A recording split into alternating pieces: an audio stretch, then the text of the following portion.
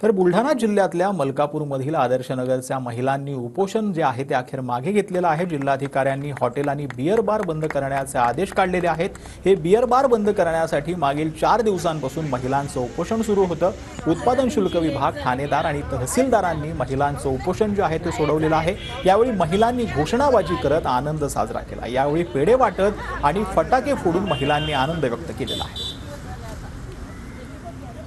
इथलं जे प्रशासन आहे आमचं स्थानिक, त्याच्यामध्ये एसडीओ साहेब, शिंदे साहेब, त्यांनी पण आमच्या तक्रारी ऐकून आणि सगळ्या समजून घेतल्या। तायडे साहेब असतील, सर्व प्रशासनाने आमचं ऐकलं आणि मी या माध्यमातून, आपल्या माध्यमातून आता मुख्यमंत्री महोदयांना सुद्धा ही विनंती करू इच्छिते की खरोखरच तुमच्या लाडक्या बहिणी आहोत आम्ही, आणि महाराष्ट्रात जिथे कुठे दारूबंदी मागत असतील महिला, त्याच्यासाठी कुठल्याही अटी शर्ती ठेवू नये आणि त्यांना दारूबंदी देण्यात यावं। म्हणजे आम्हाला खरोखरच आमचे तुम्ही म्हणजे भाऊ म्हणून कायमस्वरूपी तुम्ही आमच्या मनात राहणार आहात, हे मी आपणास सांगू इच्छिते। आणि विनंती सुद्धा माझी आहे की त्यांनी जिथे महिला दारूबंदी मागतील तिथे